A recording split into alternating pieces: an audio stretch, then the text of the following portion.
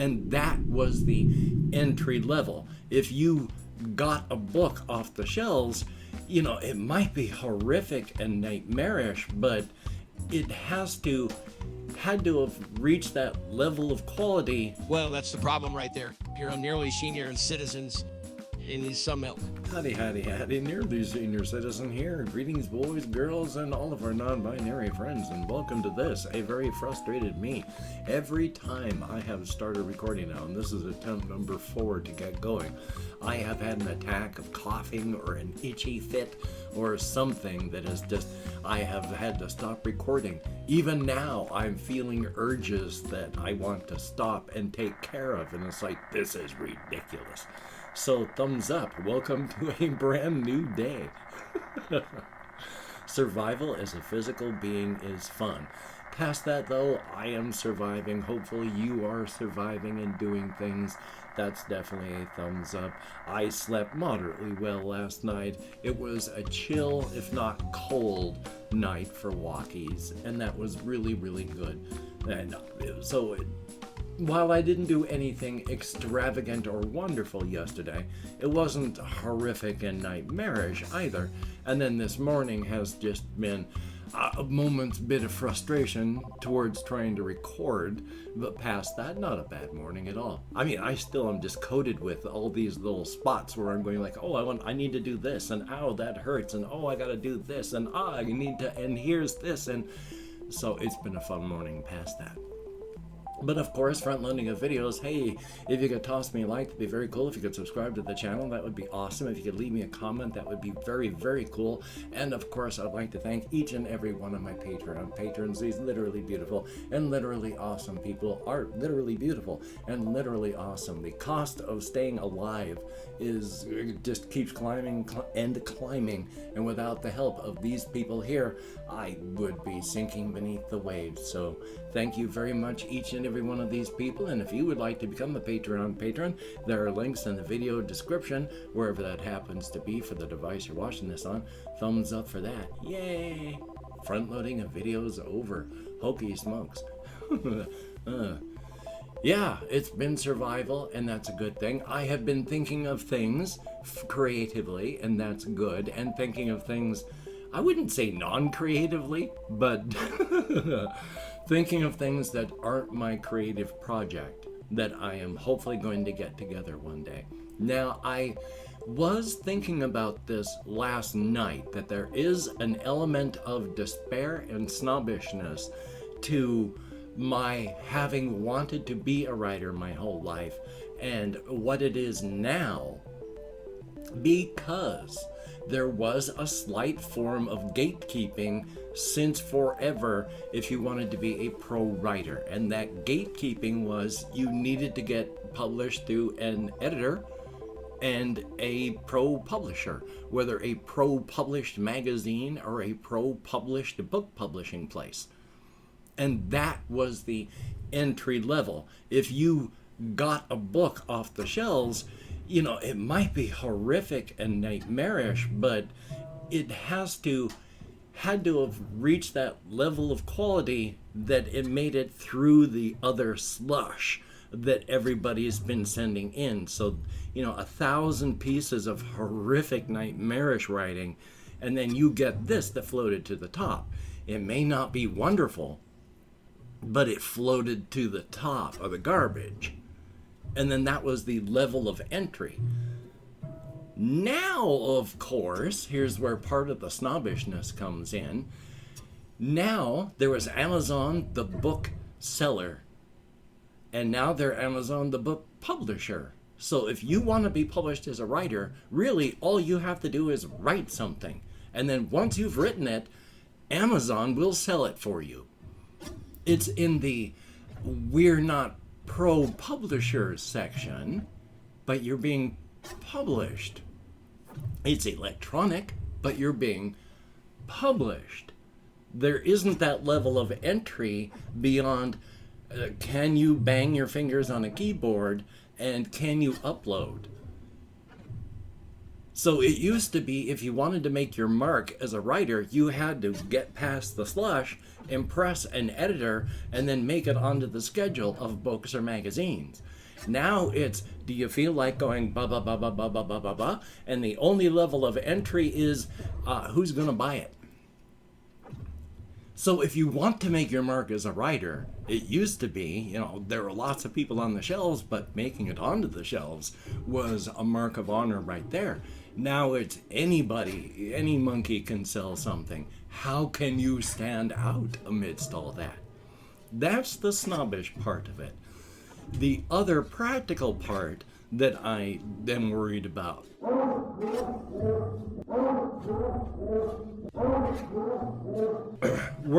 on a level that I don't have to yet is just the sheer, how do you make a mark when everybody is clamoring to make their mark? That's one of the reasons that people do things, is they want to, I'm going to climb this mountain because, few people have done it and I wish to leave my mark on the world. But if everybody in the world just walks over it on a daily basis, what's the point? Kind of snobbish still.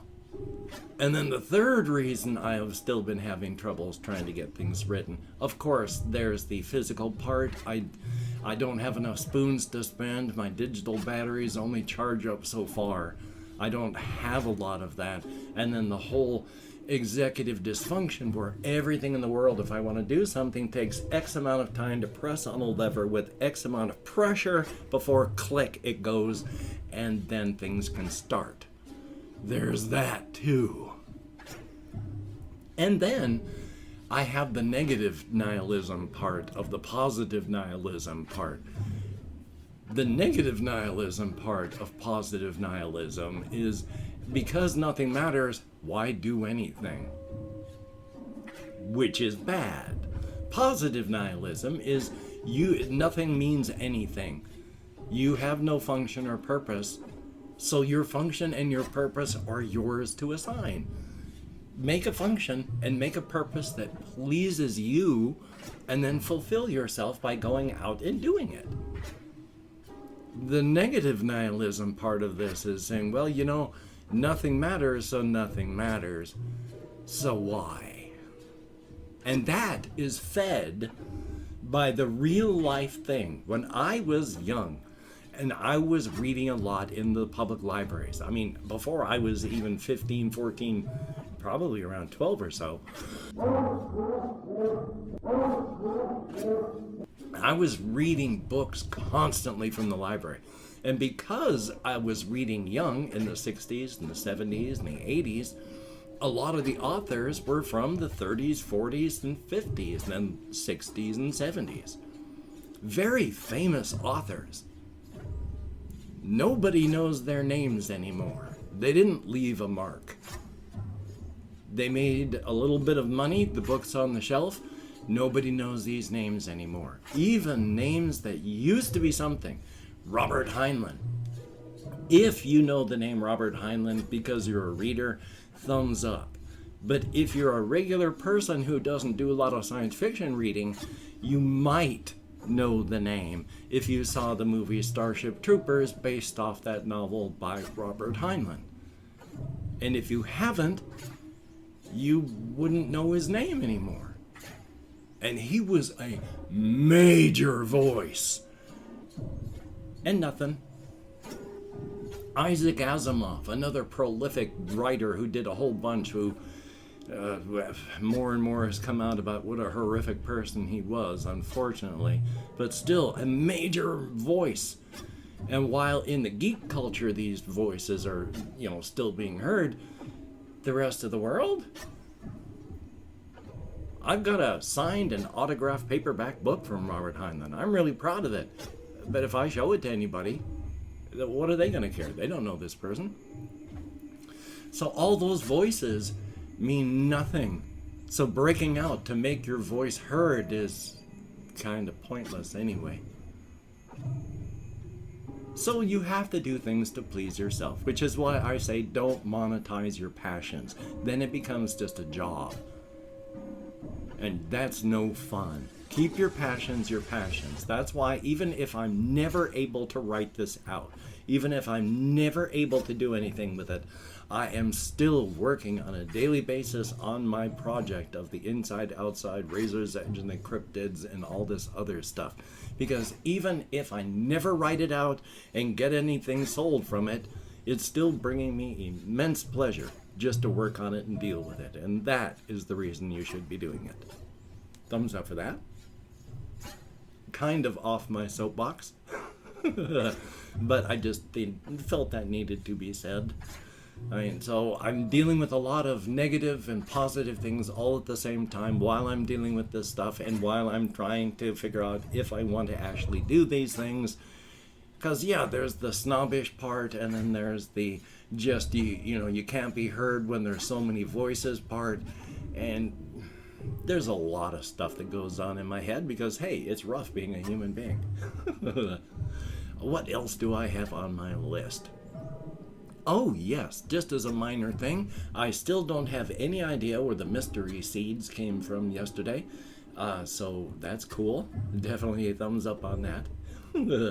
And of course, I wanted to talk about how this is it's not a wig, it is the shrimp hat that I put on the various things back there. The horse head and the duck head and all that. It's just a shrimp hat. So that's just a device that they wear, because the duck head and the horse head are not just rubber masks, you see. They are physical manifestations of cosmic beings. I used to talk about them quite a bit in my vlogging here. But what we have up there right now, this is the duck head of scorn. A cosmic being that uses negative reinforcement to try and change people's behavior for the better.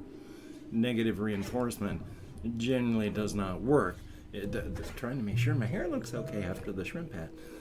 Or in lobster hat, whatever it is. But negative reinforcement does not work. That is why there's the horse head of encouragement that shows up every once in a while.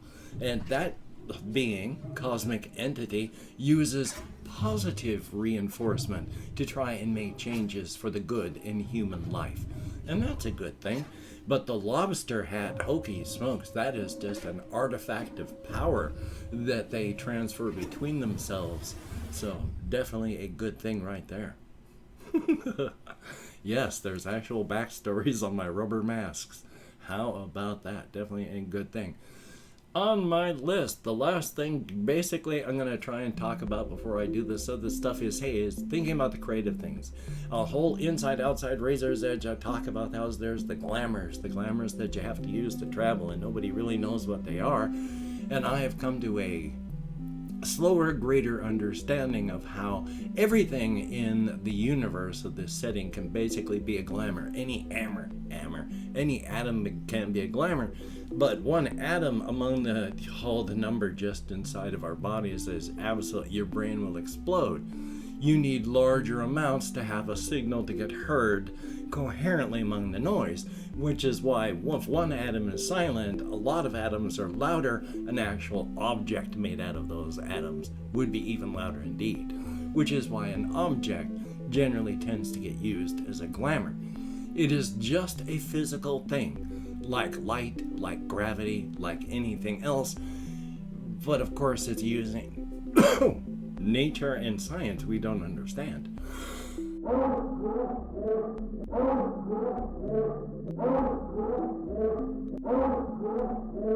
Joy. I can't shake it loose, so that's wonderful. It's been dry, but I'm very wheezy on a dry day, so yay. Nice and juicy.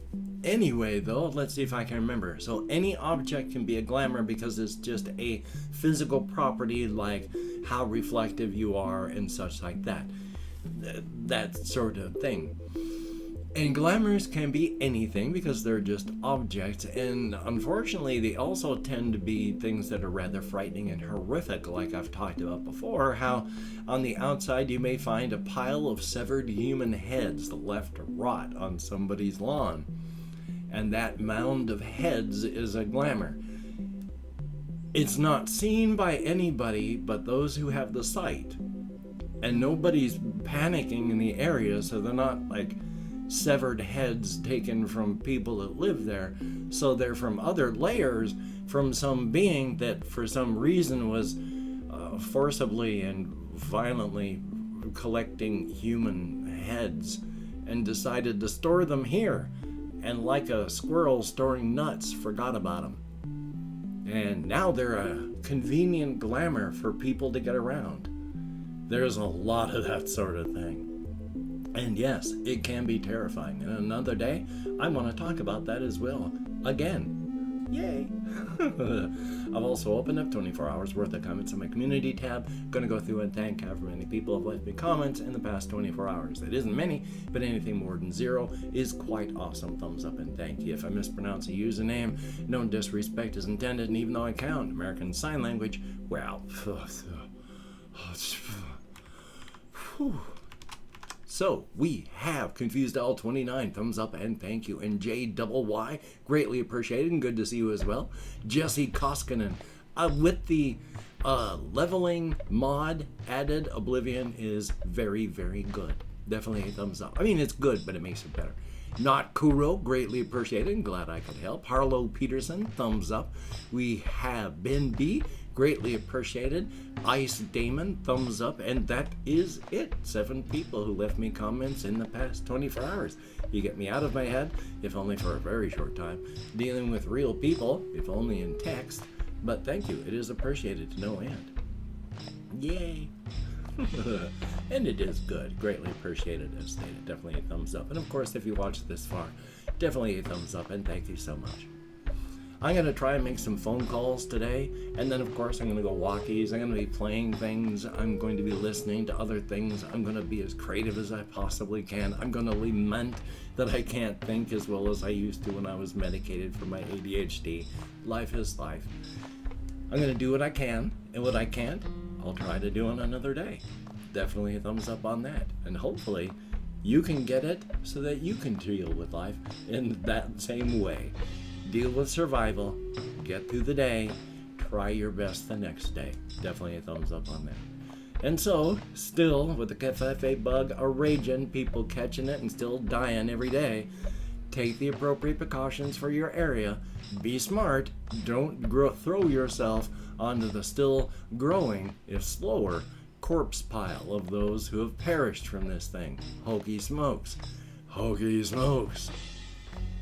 So, until we meet again, you take care.